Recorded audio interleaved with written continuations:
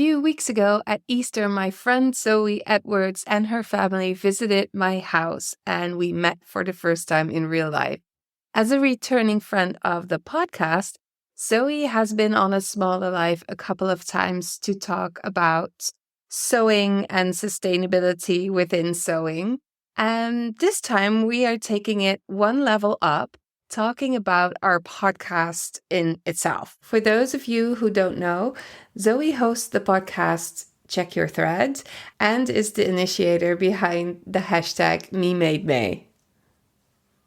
Zoe and I have different views on how we produce our podcast and how we look at advertising. It's going to be a little peek behind the curtains of how we do things. And I think it could be interesting for you to learn as a business owner and as a maker what it's like to produce a podcast. Zoe has been making her podcast for about as long as I have. She's doing weekly shows. I'm doing bi-weekly shows. We are now looking back on what we've been making and how we want to add or change things to serve our listeners even better. So we'll share a little bit about that too. In this 20-minute episode, you will hear about our different takes on running and hosting a podcast. We had an amazing time, and I can't wait for us to start moving into all the new things we have planned for the future of our podcast. If you liked what you heard, if you have any thoughts, questions, ideas, we would so love it if you share that with us. So please go to asmallerlife.com, find the episode show notes. There's a tab on the right where you can leave us a voice note, or you can simply send an email to info@ja-wol.com. That's info@ja-wol.com. Have fun.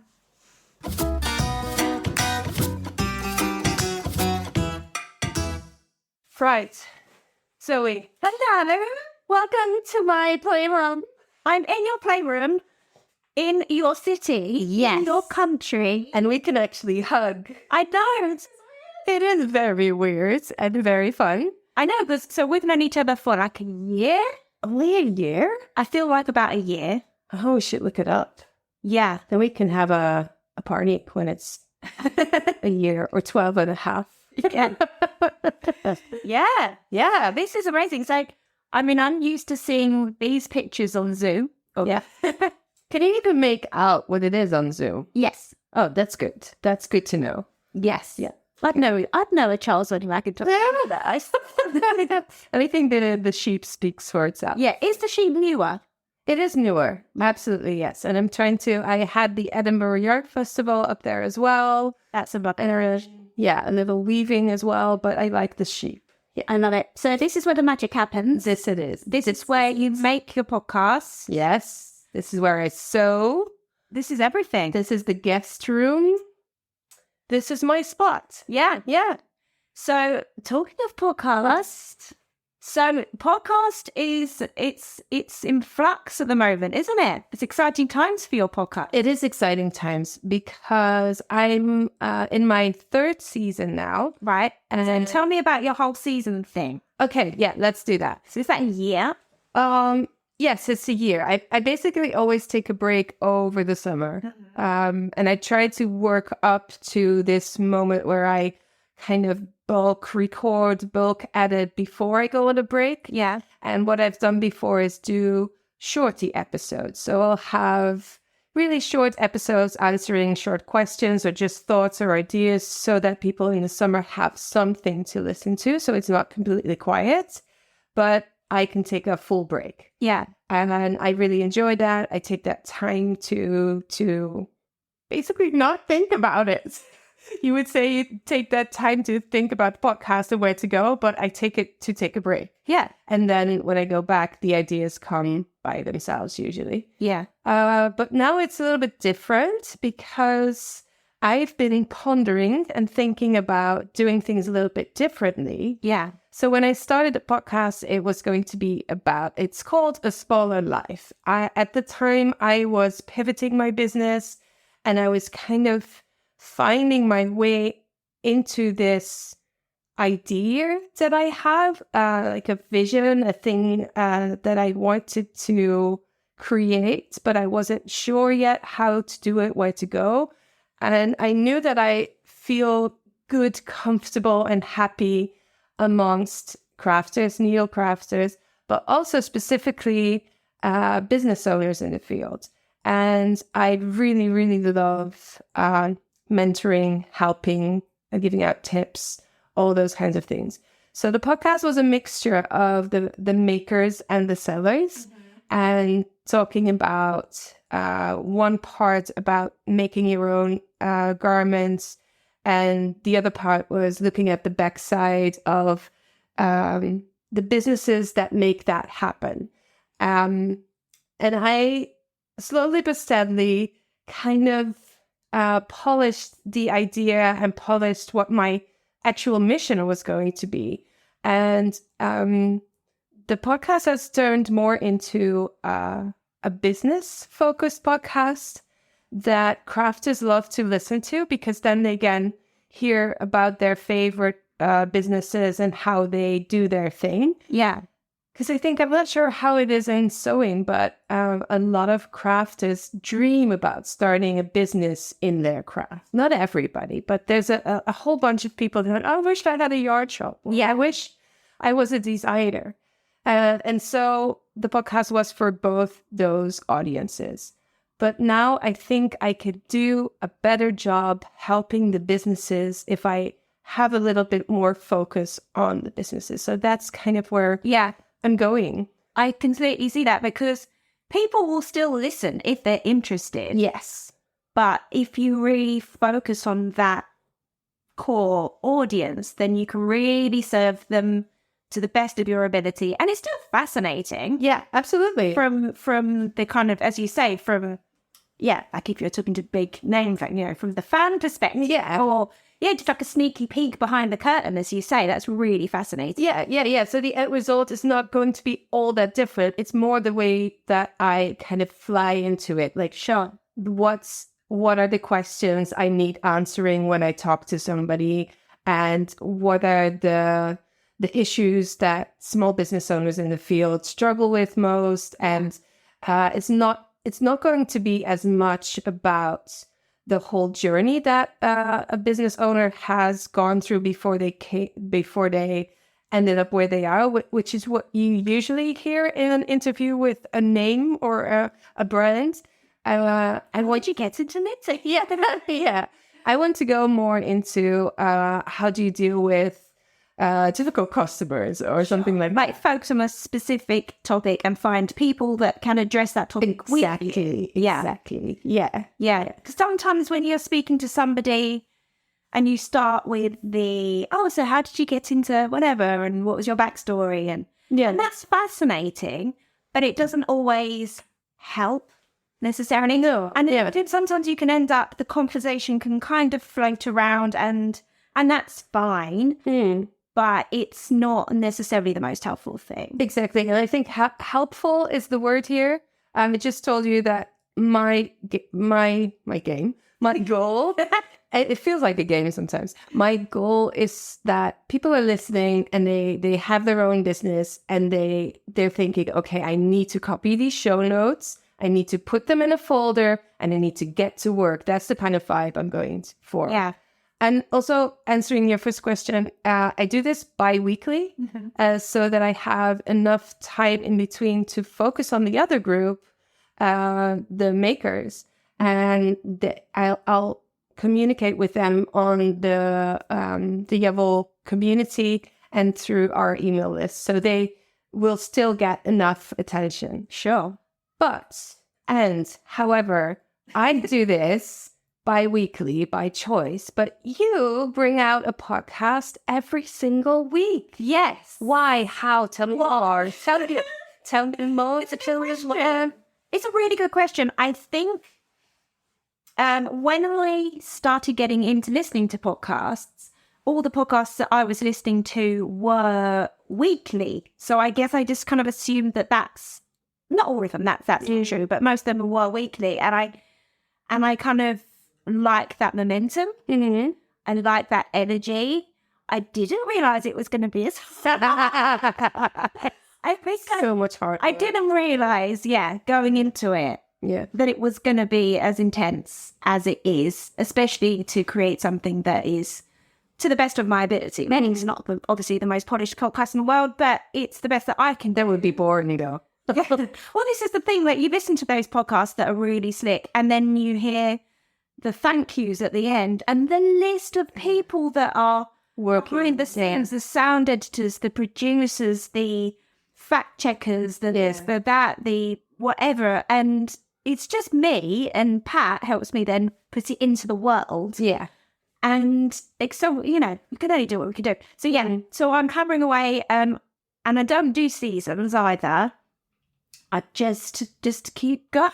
I am taking 2 weeks off to be here. Yeah. Which is a treat. Yes. And I think that that's, for me, how I'm going to create the balance, is that when my kids are on a break, I mean, probably not if it's a half term and it's just a week off, but when they're off for more than a week, to take a bit of time off. So take a couple of weeks off at Christmas, take a couple of weeks off at Easter, Definitely. take a bit of time off in the summer, because otherwise it's not going to be sustainable. No, absolutely not. And you still have to kind of plan to be able to do that. Absolutely. It's going to get a little bit more work before you can take the actual break. Yeah, it's funny. Yeah.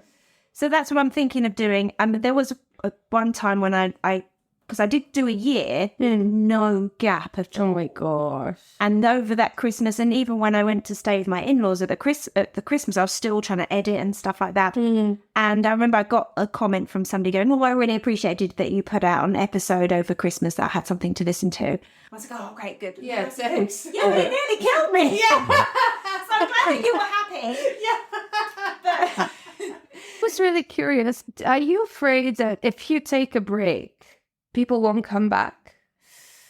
That's really What's the emotions around it? What do you feel around that? I don't think so.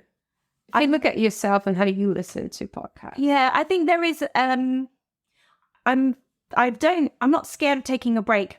I'm scared of taking a break, but it not be planned, because then people might be like, "Oh, Yeah. Whereas, like, if I could say, "Look, I'm taking 2 weeks off. This is the reason why I'll be back." Yeah. I think that's fine.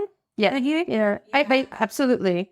And I think I never want to be in a position where my followers, clients, listeners think that I am subhuman. So that would be hard for me to do my work if I have to be able to tell myself that there is room and space for me to be human and to be sick or just to not be there for a while. And I try to look at myself and how I react to similar situations. And it's really funny because we both have a podcast that we like listening to. About podcasts. Very nice. And they've been rerunning shows for a couple of weeks, you said. Yeah, I think it's about 4 in a row now. Yeah. And we're here thinking, okay, what's going on? So I think because there wasn't an announcement. Right. It's regular that now and again they do replay a previous episode. Yeah, that was fine. But now it's just week 4. Now we're getting worried. What's going on? Is the person sick? Is it like we're worried? We're fans. We're actually worried. But it's also a little bit of when do I get my next fix? Yeah, I need my next fix.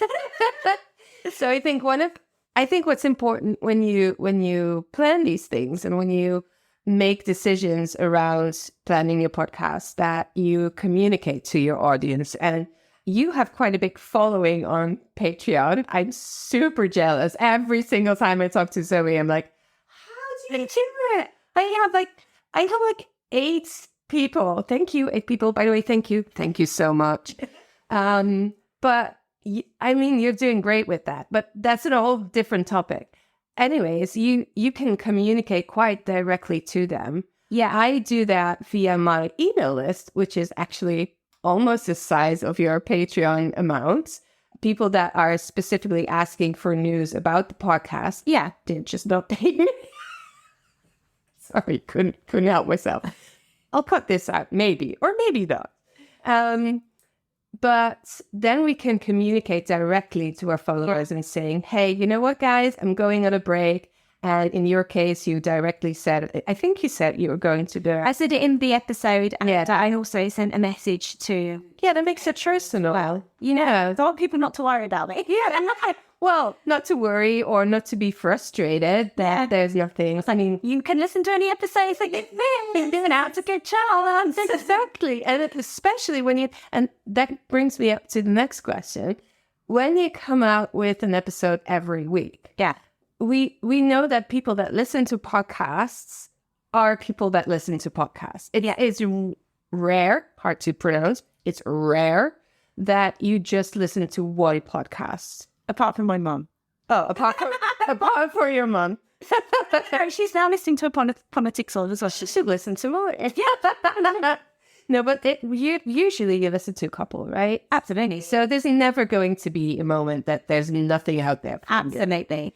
And if you're, and it comes back round to what you were saying about refocusing your podcast on a specific audience. Yeah. When you're speaking to someone, when somebody's like, this podcast is for me, I don't think you need to fear that they'll wander off. No. Because they're like, oh, I love that podcast. Waiting for the next... To me. Yes. They might go and listen to something else. I mean, everyone is a multifaceted person. Everyone's going to be interested in like, some entertainment stuff or some comedy stuff or a cooking podcast or a politics podcast or a music podcast. And everyone has different facets of their life. But when they are tapping into what you do, you are speaking to them. And no one can do it in quite the way that you can do it. No. That's similar. Yeah.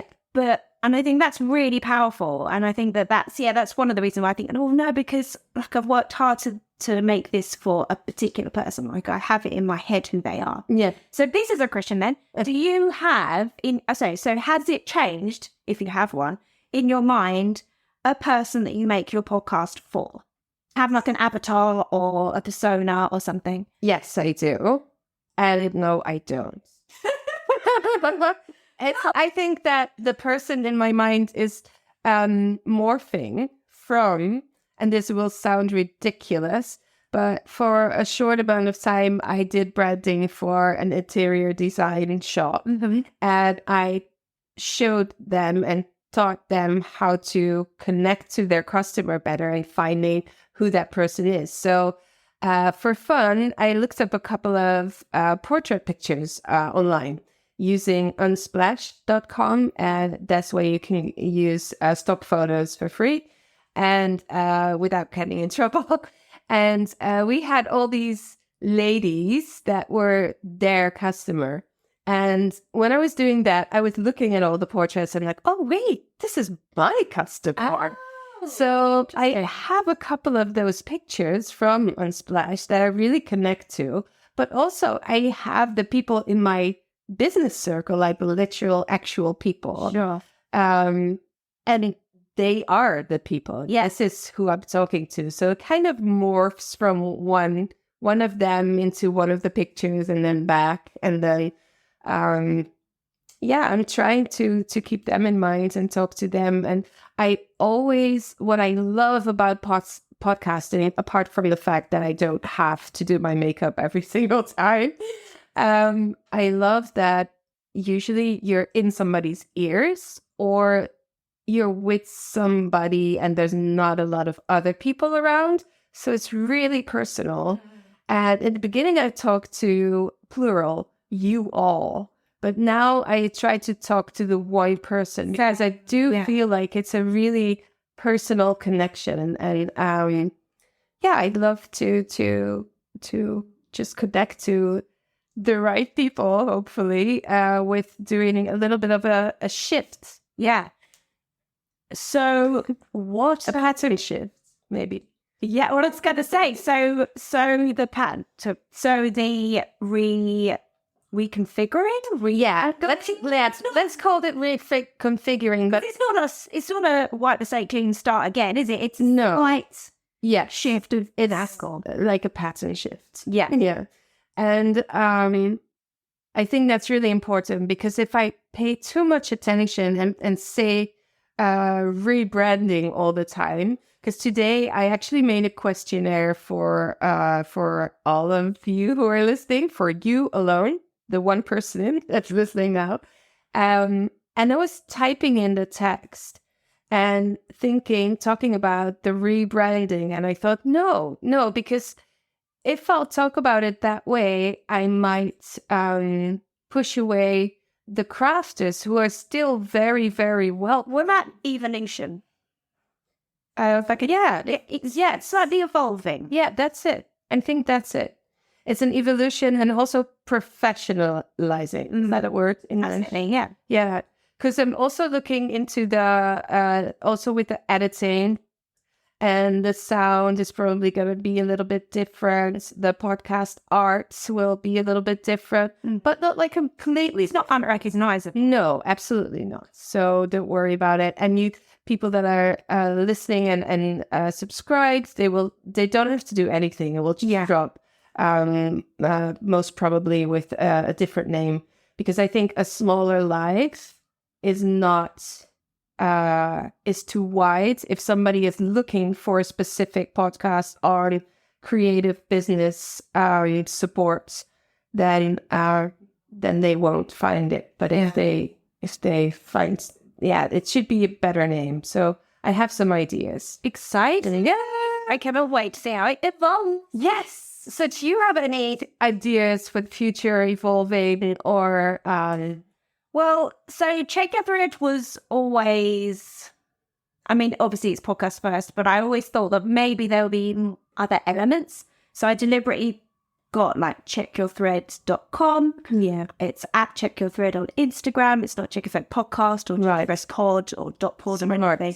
So I'm open. And I think if anything, I've learned that you can go in all guns blazing and it's just one thing and then life happens and shifts happen. So I'm looking forward to adding some other elements. It's always going to be podcast as the focus, but I'm excited to add other elements. I think that there's different ways, just as people learn differently. And I think that people like to engage with their passion in multiple different ways. And I love that the podcast, as you were saying, it's such an intimate thing and you can be in someone's ear and they can be literally listening whilst they sew, which is obviously a lovely pairing. I love that. But also what I really like about podcasts is it allows you to engage with the topic when you can't actually be doing the thing. Yes. You know, like you're on the train or you're washing up or you're under a sleeping baby or whatever it is, and you can't do the thing. Yeah. So I love the idea that people can, or they're ill or they're sick or, something like that they can be engaging with sewing, they can be engaging with ideas of sustainability. And it can be fueling them and inspiring them, and we can have that connection when they can't do something else. So I really like that as well. But I'm looking to create some additional resources to put out there for people that like to absorb things in different ways. We have talked about this before, and I think I like to talk about it now for a second. Couple of minutes maybe. How do you feel about advertising? I feel that would not be a good fit for my podcast. I feel that a lot of what I say is maybe we don't need to buy so much stuff or we need to be more selective. Mm-hmm. And I feel that there would be, for one, I think it might be a bit disingenuous to then be like, oh, have you heard about this thread company? Yeah. Or something like that. And also I feel like for myself, like if I knew that I was taking money from a company, I would feel kind of beholden to a certain extent, because in a way that then we would be a client of mine. Yeah. And I wouldn't feel as free to really say what I feel. Yeah. And I don't want to be compromised in that way. Yeah. So for me, it's not a good fit. But yeah, I'm kind of coming at things from a different angle. And I think in an interesting way, that's kind of something that we have that's different in terms of with the Patreon thing. Because there's not much differentiation between myself and the listener. I am a sewer. Yeah. And maybe I get to do it. I don't even know that I get to do it necessarily more than some other people, but I'm very much of it's a similar status. Right. Thing. Yeah. Whereas, I don't know, when things are a bit more business there's a bit more of a business aspect. I think maybe things like, because you are an expert in all of these different spheres, whereas I am more finding experts. Yeah, and People to talk to. So it's a different kind of. I keep coming back to the word status because I can't think of a different. Yeah, no, but I know what you mean. And I think in advertising, it's just maybe the word is monetizing your podcast. It's even more like that because I've been thinking about it a lot too. This morning I do this a lot, but I try to look at my current situation and roughly, just really roughly, one episode costs about up to 10 hours to produce, right? Everything around it. So more than a day. And it costs up to €100 with all the costs that I have. And I'm talking about a professional Zoom account, a professional Canva account where I do the podcast art. I'm taking everything into consideration. Now, I work with an editor that is not my husband. That's why you went, that's here. Well, I don't know. But that's obviously a little bit more expensive. Editing. Sorry, that's true. That's true. You do your own editing. I'm sorry about that. And I can do that too. It's a choice. I know that. But that's the value. Let's say that's the general value of an episode, whether you have somebody do that for you or you spend your own hours, which are valuable as well, doing it. So that's one episode, 10 hours, €100. And I'm terrified to do that. it's this horrible. I mean, it's not horrible, and that's not what I'm saying. Again, it's eye-opening.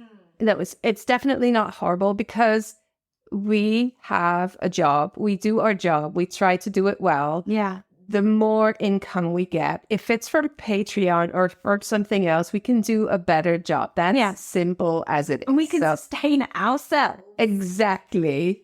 And our business. Yeah. Both. So we are offering all of this information and inspiration for free, but it's not free to produce or to make. And so I've been thinking, how do I feel about this? How am I getting to the point where it feels balanced out? And so I would never share, or I would never sell something that I don't personally use or believe in. I feel exactly the same way as you do about advertising, more materials, more yarns, more of everything. But if I would say I would push the businesses that make better decisions forward. I think that's a great idea to sustain those kinds of businesses. So there's different ways of coming at it. And I pay for the podcasts with the memberships of my community, and that's how I do it. So what I'm now focusing on is my podcast is there to help and support business owners for free. Mm-hmm. And it will give almost the same information or a lot of the same information that I offer in my program, the Jawohl Business Circle. The difference is in the circle, you have momentum and you have community and accountability. And that's basically what you pay for. And that is actually what will really get you to do the work. But if you no hiding. No, there's no hiding. And we all know how that works. But if you can't afford it, the idea is that the podcast will get you a long, long way. So my podcast serves the purpose of promoting my program. And that is the added value for me. So that's what I'm looking at. And then I will mention like Flowdesk that I use for emailing, because I think it's a great business. It's female owned. It's very inclusive. It is exactly what businesses like us need. So here we go. And it's natural. I don't even have to try it. But I will promote those kinds of things and offer an affiliate link and be clear about it. I'll say you're very transparent about it. Yeah. So that, I think for me, that might be a way. That is also helping your Yes, exactly. because they are in a position to need a mail service. Yes, and or a website or a page or one single page where they could start selling things, and with a promotional code that can get you 50% off for your first year. That could be the boost that you need, and that it works that way. Yeah, I think so. Yeah, it makes a lot of sense. I can't wait to see how the evolution goes. Yeah, same for me. Because I really want to know how your extra bitsly bobs evolve. Yeah, well, it's all, let's see what happens. It's giving it making. We'll keep you guys posted. Absolutely. Well, we're gonna go and have some pizza. We are pizza party.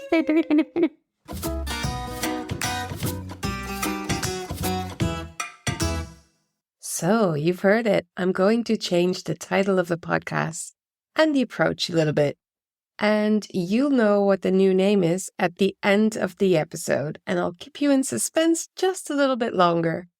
Thanks to all listeners that were kind enough to spend 10 minutes or maybe 15 with my questionnaire so that I could learn about your thoughts and ideas for the podcast.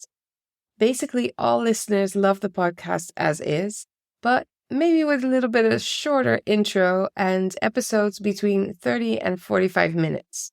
Most people have learned about the podcast through my email and via guests sharing on their social media.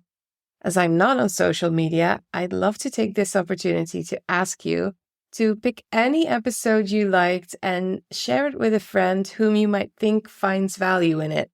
Without social media, old-fashioned word of mouth is the way to go. Most people listen as soon as it drops, or they binge a few episodes at a time. It's so reassuring for me to know that it's not a problem to come out with a new episode every other week instead of weekly. This makes it manageable for me, and one of the things I teach is to adjust your work to what you can do in your life. So I better practice what I preach, right? People don't like ads before the episode begins. They don't like them at all. One in the middle is okay, and at the end is fine too. So I'll be taking that into account for sure. I'll also be working on the readability of the cover art, and the music is going to stay the same for now. It's fun, it's friendly, and it's different from most. I tried mailing one of my favorite record labels to ask them for sound snippets, but alas, they didn't reply. It was fun mailing them though, and a little bit scary, but I like doing those kinds of things. You never know.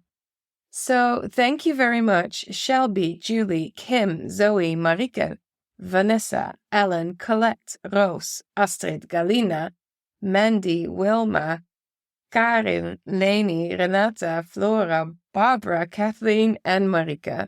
I hope you will all like the new name.